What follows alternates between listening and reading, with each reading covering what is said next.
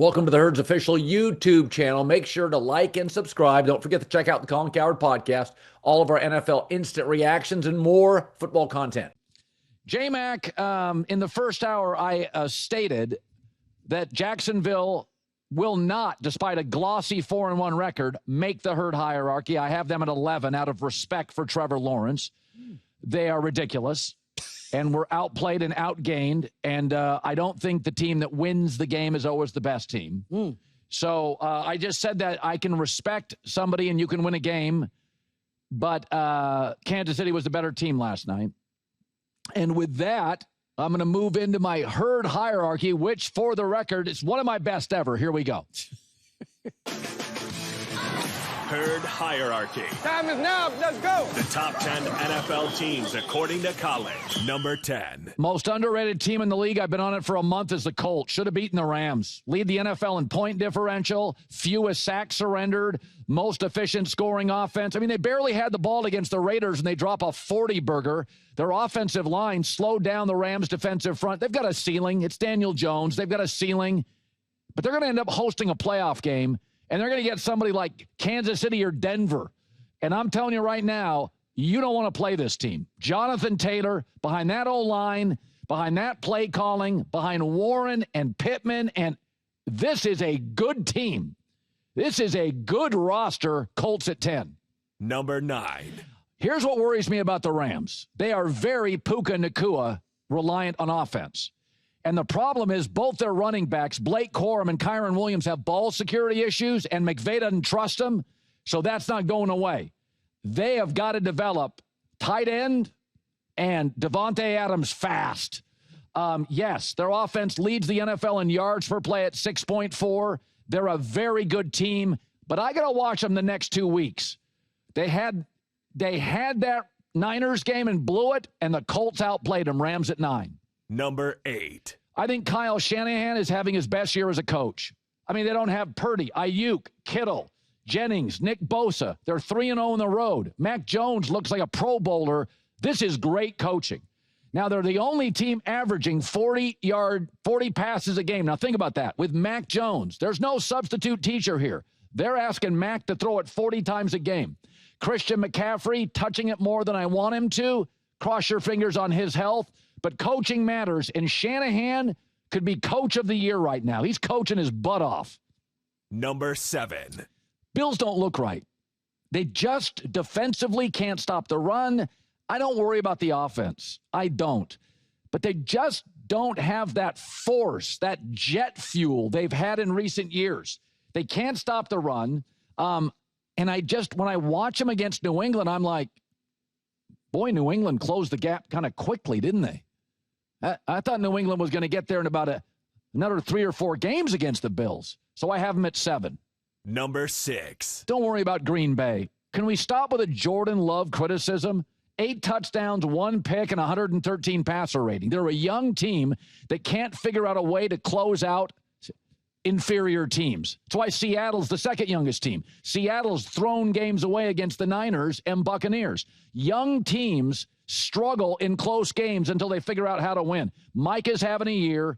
The schedule, Carolina's coming up. The Bengals, Arizona, they're going to go on a heater. They are just fine. Green Bay at 6. Number 5. Listen, the Chiefs, they're good. Better team last night. 7.6 yards a play.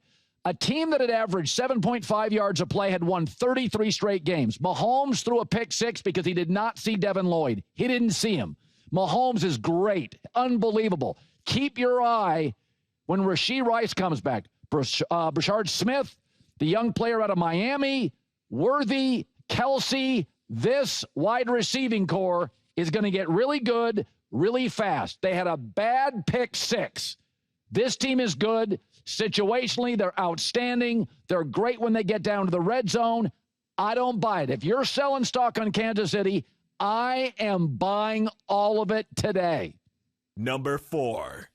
Philadelphia. Listen, you can't be 29th in yards per play and be a top 2 or 3 team. I don't care about their roster. They've got an offensive coordinator issue. Now, once they get into the red zone, because of the tush push, it's pretty fearsome.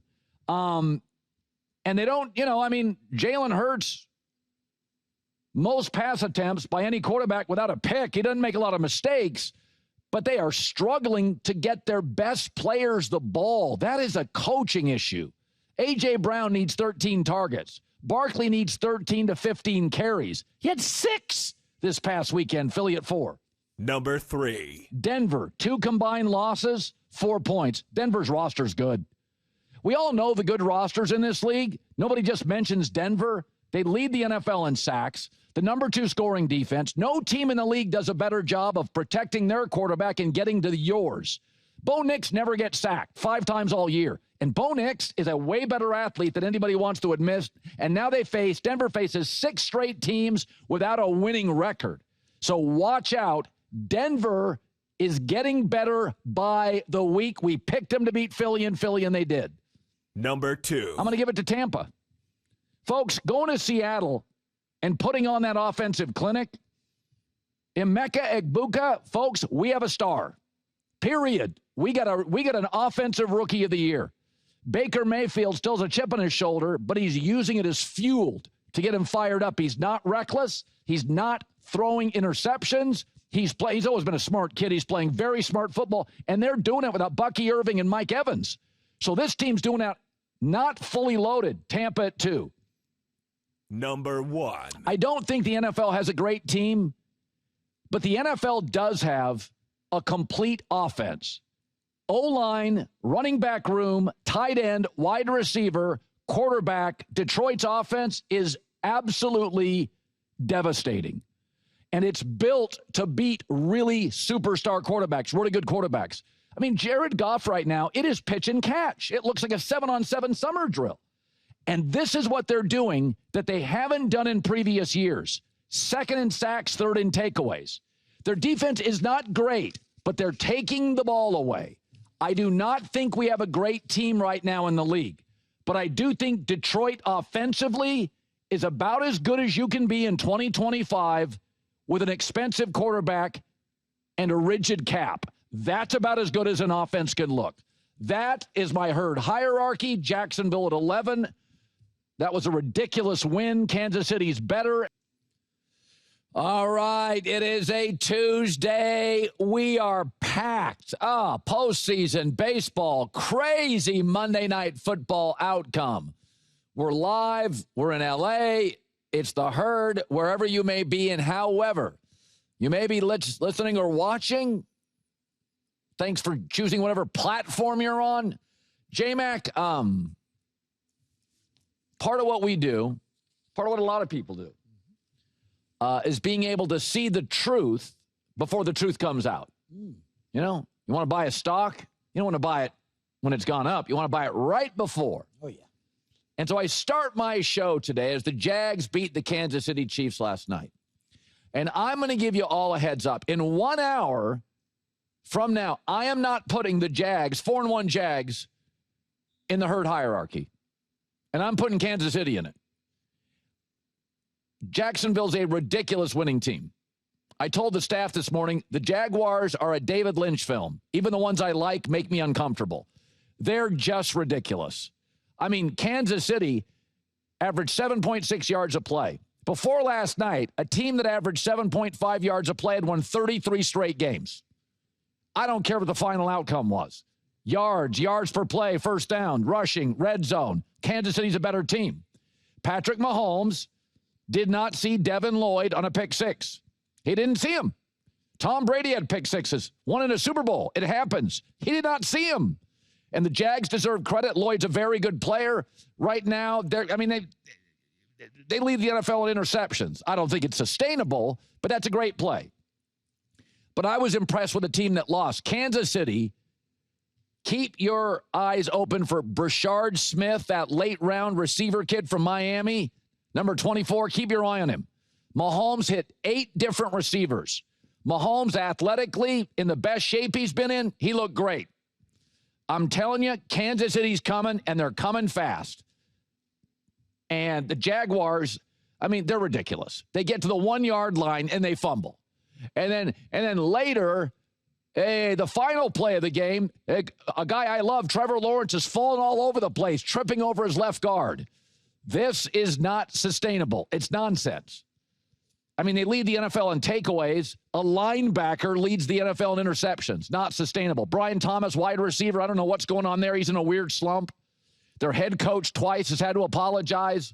They don't feel buttoned up, but they've got talent. I'm rooting for Travis Hunter, too. I've always loved Trevor Lawrence. I feel like he's the indie band. I knew him before you knew him. I saw him in high school and loved him. I still love him. He turns the ball over too much. But I look at Kansas City, and they made a lot of young guy mistakes. And this is what happens when you pay Chris Jones a ton and Mahomes a ton, and you pay Travis Kelce a ton. You get top heavy, and you have to have inexpensive labor. And they had 13 penalties. I think they had 5 special teams penalties. They're a very young team. Andy Reid is going to coach those mistakes out of them. Jacksonville doesn't make mistakes. Falling down on the final winning play, that's just Jacksonville. Fumbling the ball at the 1, that's just Jacksonville. So I think you can coach out the 13 penalties or most of them. I think Kansas City's good and getting better. Now, they're losing one-score games. Last year, they were 11-0 in one-score games. But this year, they're a little younger in spots, and they're making mistakes. And I mean, the final play of the game, they had Trevor Lawrence trapped, Jags out of timeouts, and they couldn't make the play. But they averaged 7.6 yards a play, had almost 500 yards. They had a bad pick 6 from Mahomes, so congrats to Duval. I love Trevor Lawrence. I thought his throw to Brian Thomas up the right sideline on that final drive was one of the best throws of the year in the NFL. He's always had talent. Fumbles too much, makes too many mistakes, but he's a great kid. I've met him a couple times. I'll always root for him. But this morning, I feel Kansas City's a better team, and I don't care what the score was. My herd hierarchy is not standings. I can't put Jacksonville in. But here is Trevor Lawrence after. Just panic, sheer panic on the ground, we didn't have any timeouts, got stepped on coming out, and I was like, I got to get up, and I was just going to throw it out of bounds to stop the clock, and then there was really no one around me, so went and made a play. Yeah, I mean, again, I'm the best team doesn't always win, and I also think there are things that are sustainable. I mean, you can win Powerball, that's not sustainable, or you can invest in the market, pay off your house, live below your means, that's sustainable. Jacksonville's a wild, crazy David Lynch film. Blue Velvet, whatever, I don't care. Pick your favorite. But I'm watching it, and I'm like, yeah, I don't trust this team. I trust Kansas City. They had a bad pick 6 and lost, but I trust them, and they're getting better. And that wide receiver group, when they get Rashee Rice back, watch out. They're still not running the ball well enough, but watch out. Okay, if you didn't watch any Dodger game, especially a Dodger playoff game, you'd never seen them play. Last night was the perfect example of why they may or may not win the World Series.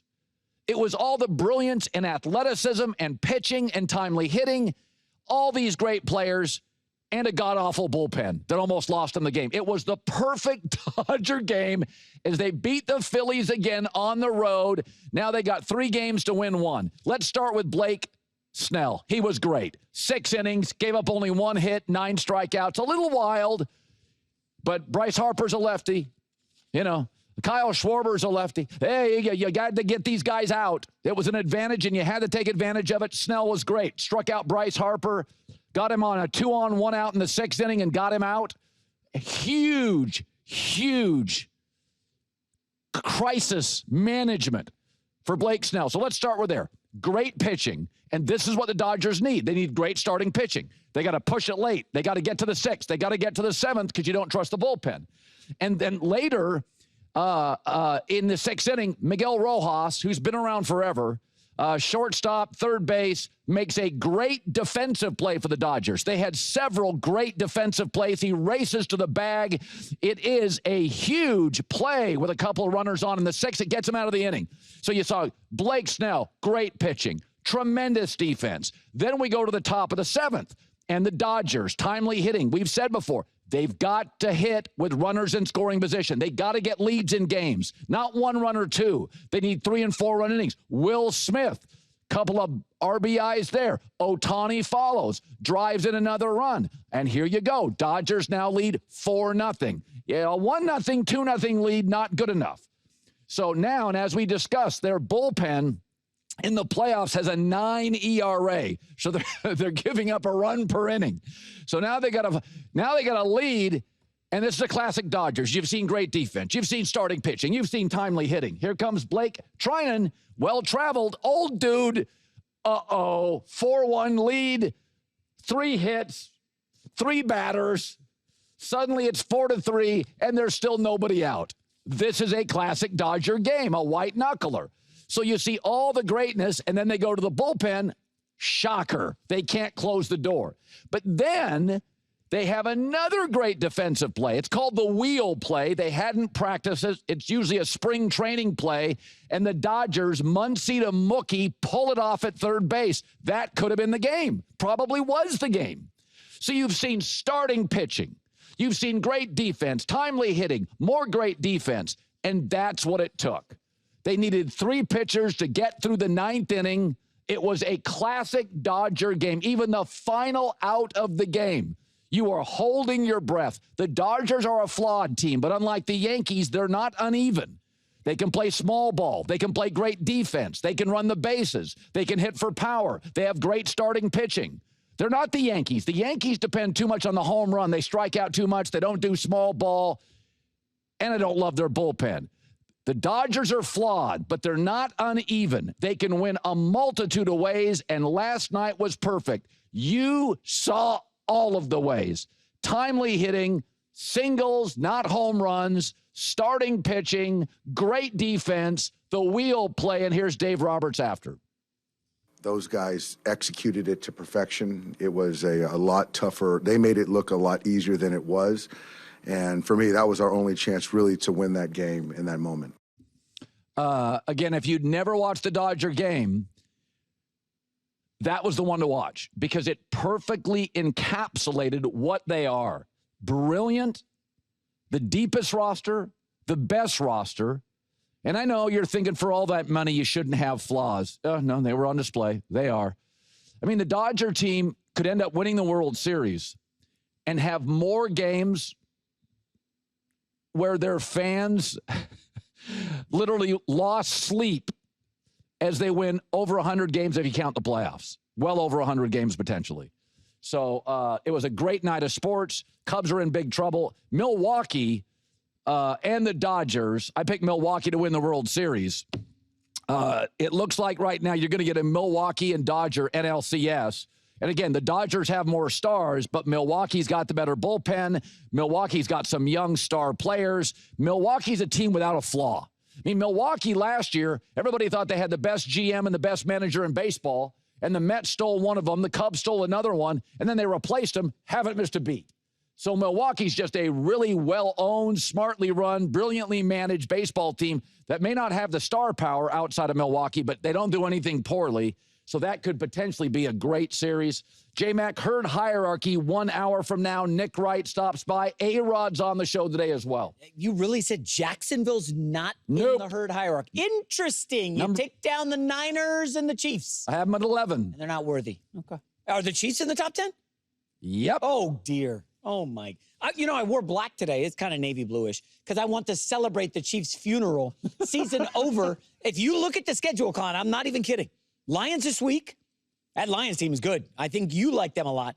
And looking forward, they still got to play the Broncos twice. Chargers is in December when they're going to be healthy with Hampton back and Alt back. Okay, let me mention a few other games. Raiders. Okay, that's a win. Bills can't defend the run or the back end. They're going into Buffalo and beating Josh Allen? Okay. Dallas, Houston, beat up Chargers, Titans, Raiders again. But did Dallas just tied Green Bay, who was like number 2 in your herd hierarchy? I'll give you the 2 wins over the Raiders. I'll give you Tennessee. Find me more wins. The Colts that's not going to be easy. Colts are very good. I'm just telling you, this schedule looks like 8 and 9 for the Chiefs. I don't see playoffs. I know you think that they're going to Rashee Rice. I mean, is he Jerry Rice? Is Jerry Rice, prime Jerry Rice, joining the Chiefs? I saw a great football team with a bad pick six. It happens. I mean, if they score there. Yeah, keep that same energy when Brock Purdy throws a pick six next week. He's not Mahomes. Today's show is brought to you by our new presenting sponsor, Hard Rock Bet. They're a great partner. October baseball is here, baby. The pressure's higher, the moments are bigger. One swing can change everything. Hard Rock Bet lets you get in on every pitch. So if you're a new customer, you place a $5 bet. If it hits, a $5 bet hits, you not only get your winnings, but also $150 in extra bonus bets. Plus, every day this week on Hard Rock Bet, you can get a profit boost for a playoff baseball parlay. There are new promos every day. Boost your same game parlay or your SGP max so your bet pays extra winnings. So if you want to see what everybody else is betting on tonight, who's going to homer, top picks or parlays across any sport, the Hard Rock Bet app literally shows you. Easy, cool. Another reason, download the Hard Rock Bet app. Takes you 90 seconds. Tap Discover, and you can see trending picks and parlays at any time. Download the Hard Rock Bet app. Make your first deposit. Have fun. So anytime a team starts winning a bunch of championships, could be Duke basketball, the Patriots with Brady. It could be the Warriors. You heard it a lot. In Kansas City, the meatheads, especially the meatheads online, it's got to be rigged. I mean, the league wants them to win. Yeah, the league really roots for small market Kansas City to dominate. Yeah, sure. Second possession of the game, touchdown, Mahomes to Travis Kelce, flag thrown. And on this play, everybody's yelling, it's a pick. But Mahomes knew the rules because Andy Reid knows the rules. And Mahomes was right. He didn't talk the ref out of it. He said, hey, it's pass interference by either team when any act by a player more than 1 yard beyond the line of scrimmage. Has to be more than 1 yard. Ball was at the 2. Juju contacted the defender at the 1. Kansas City was right because Andy Reid knows the rules. Kobe Bryant spent his off seasons every year rereading the rule book. Sean Payton knows the rules. Remember when San Francisco and Kansas City met in Super Bowl 58 and San Francisco players did not know the overtime rules? Kansas City's did because Andy Reid's a stickler for that stuff. And that is constantly in Patrick Mahomes' ear. The one thing you have to say about Kansas City, they were 4 for 5 in the red zone last night. They're the best circumstance, situational offense. I think the Mahomes offense, the best ever. Now, you could say Brady was with Edelman and Gronk, but you also add the mobility of Patrick Mahomes. To me, Andy Reid, Mahomes, Travis Kelce, it's the best situational third and fourth down team. I don't want to hear about the Eagles. They got a tush push. I'm talking 3rd and 5, 3rd and 6, red zone. This is what Kansas City does. And there are certain coaches that just know the rule book. So this is not about, I know all you grifters online are freaking out, just like you were with every Warriors call they got in the finals. But this is what they do. They were right. The players knew they were right. And by the way, Andy Reid, I can guarantee you when he created this play, I bet he'll text me. I guarantee you they talked about this. I'm going to text him today. I'm going to say, Andy, I want you to text me. I'll text first. I guarantee you when they drew up this play, he said, listen, they may call a flag on this play. But it's not illegal. It is not illegal. So, you go ahead. I know the league. I always laugh at all these dynasties. Like everybody is rooting for Green Bay in the league office to be good every year. The smallest North American market, or Kansas City. Or they were rooting for New England and their crusty coach, Bill Belichick, that hated the media and refused to do like national interviews. I can assure you the Warriors were not the team that David Stern and Adam Silver were rooting for before the dynasty. Steve Kerr's smart. Steph Curry's amazing. Draymond Green's a Hall of Famer. So they know the rules. And that's why they win. That's why they win so many close games. That's why they're so good on this stuff. I mean, I watched Kansas City in these situational moments. By the way, you saw it with Denver. J-Mac, you saw it with Denver against the Eagles when they went for the 2-point conversion. And Sean Payton came out. He goes, oh, I love that play. And we worked on it perfectly. That's probably because they did it the last 3 or 4 weeks. They've done it 40 times at practice. So I know, folks, you think in the stands or on your couch, you got it all figured out. That's what these teams do. 75% of the Chiefs' practice is on plays like this.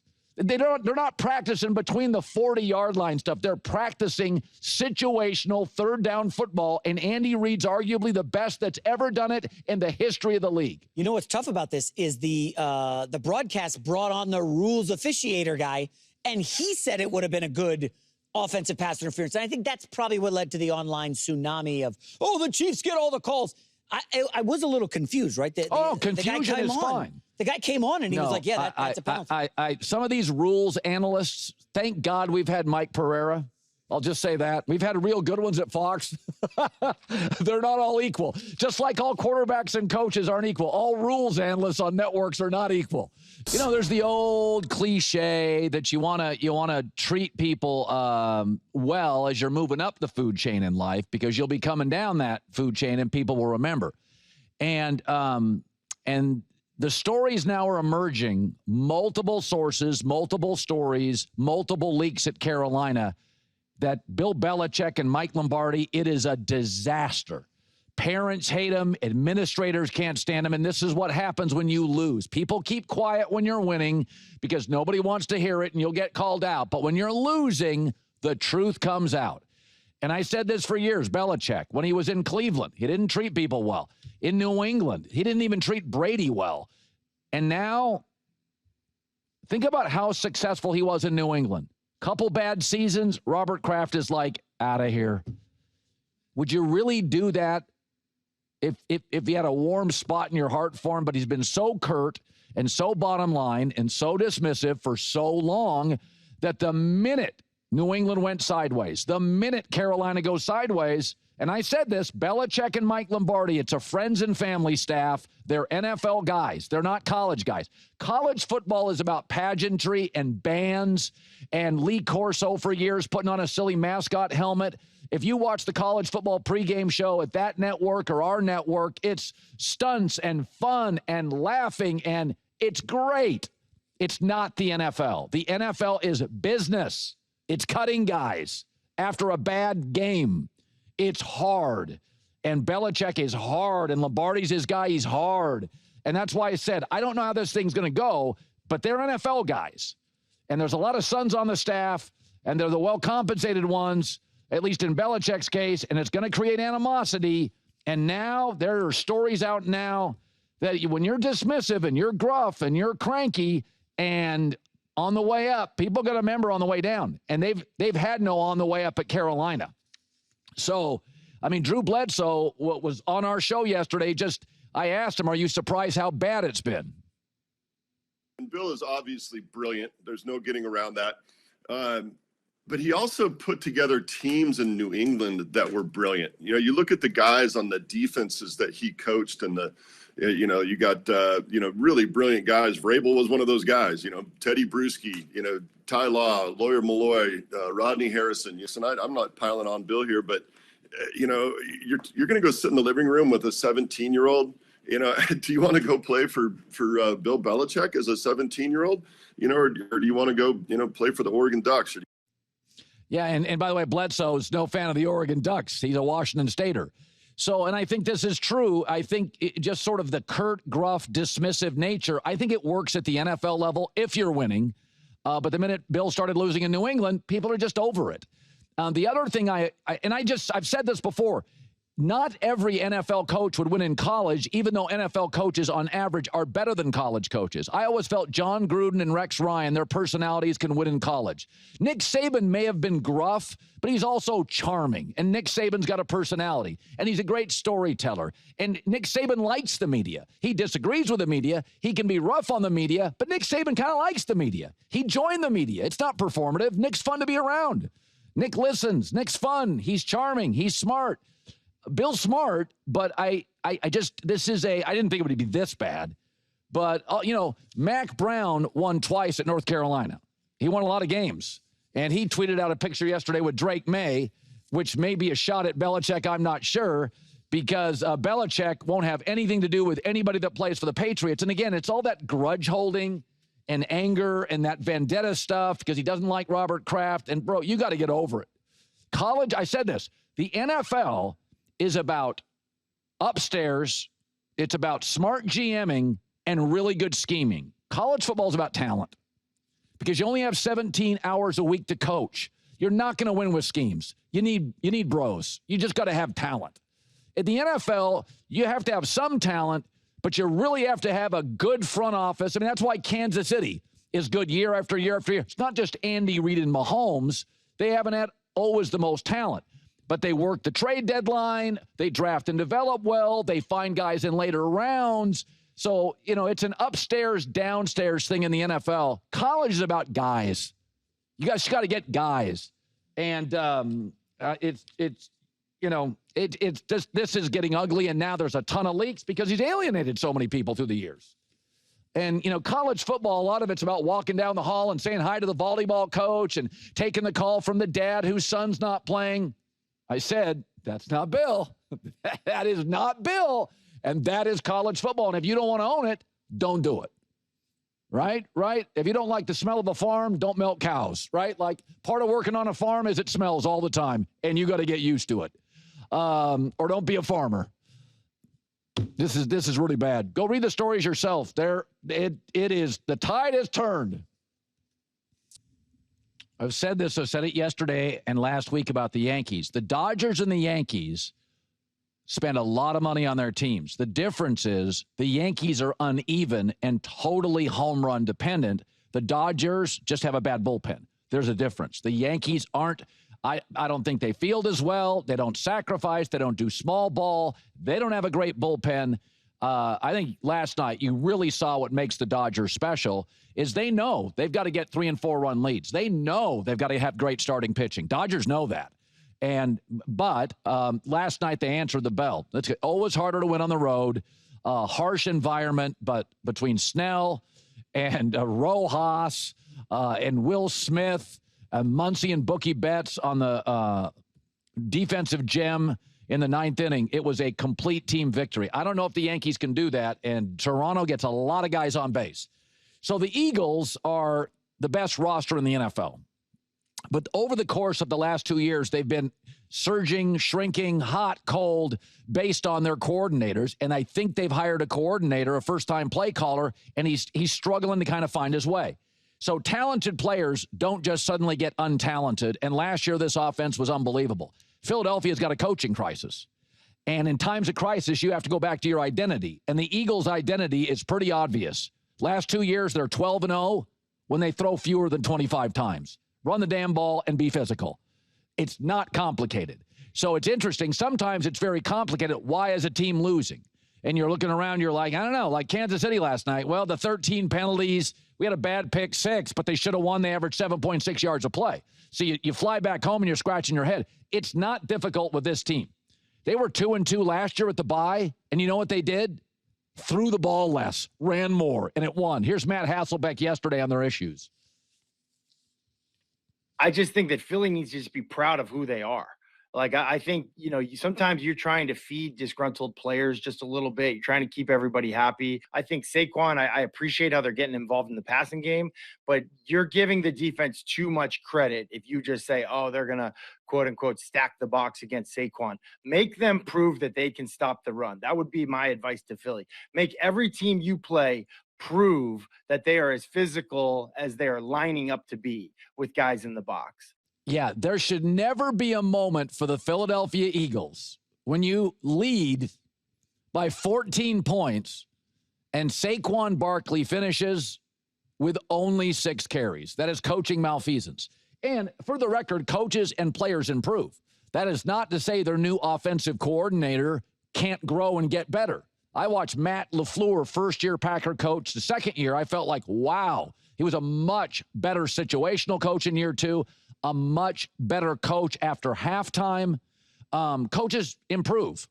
But, yeah, I don't think it's complicated with Philadelphia. Just run the ball more. So there's always been this weird mystery with one player in NFL history. And I've talked about it on this show several times. Russell Wilson did not have a major injury, and he went from elite to not very good to bad really fast. Why? How did he age so quickly? I was reading a tweet yesterday by Daniel Popper. It says, since entering the NFL in 2020, Justin Herbert has been hit more times than any quarterback in the league. Only one other quarterback, Russell Wilson, has been hit more than 490 times in that span. By the way, said Daniel Popper, Andrew Luck was hit 580 times in his 6 seasons. Justin Herbert is on pace to be hit 625 times through 6 seasons. There's your answer on Russell Wilson.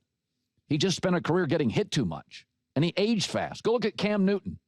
Cam Newton started declining at 29. Gigantic Cam got hit too much. Andrew Luck left the league early. So it's almost like if you want to be the guy that closes the bar in your 20s and 30s, you may not see it in real time. You're going to look like hell at 51. You're going to look like 59. And you may not see it now in real time with Justin Herbert, but you cannot get hit 14 and 15 times a game. And we know why. Because both tackles are out and Mekhi Becton's never healthy. So right now, the Chargers are starting 3 sixth-round picks on the offensive line. And whereas Cincinnati can't protect Burrow because they're cheap, this is not a cheap thing. This is a cluster injuries at one position. And for years, I've always had this rule. I've talked to executives in this league forever. I always say there's 3 ways to win in this league, and you have to do them in order. Find a great quarterback. Number 2, buy insurance for him. Protect him at the offensive line. And then draft guys who make the opposing quarterback uncomfortable. That's the league. If you do those three things well, you win Super Bowls. When the Rams and McVay won a Super Bowl, star quarterback, Andrew Whitworth left tackle, Aaron Donald, Von Miller. That's it. Andrew Whitworth retires, you still have McVay.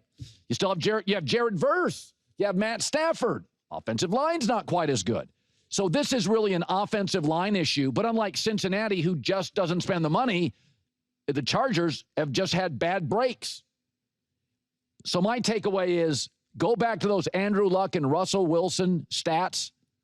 I think the Chargers, for no other reason, forget winning today, is to protect their asset, have to make a move at the trade deadline. I think the Rams need a corner. I think you have to go and get a tackle. And if you have to move Slater when he gets healthy, you got to go protect this guy.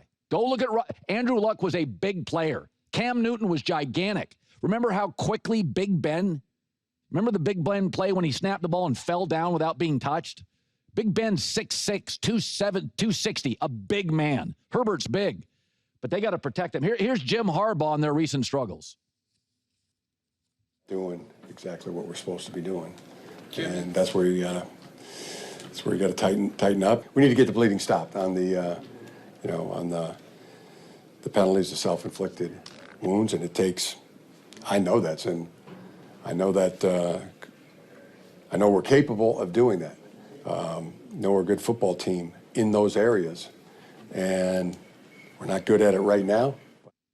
Again, 3 6-rounders playing. Starting. Also, Tom Brady did the game this past week, and Tom Brady said, Justin Herbert's the best passer in the league. He's the best pure passer. He's 44-40. And a lot of it has been rookie year on. They can't protect him.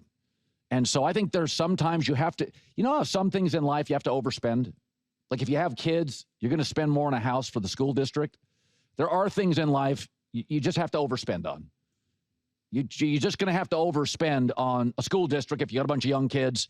And I think if you have a star quarterback that's getting hit, you just got to overspend on the O-line. You got to figure out stuff. You got to hit on other draft picks. You have to be cheap at linebacker. I mean, the Rams won a Super Bowl. They weren't very good at linebacker. They weren't very good at safety.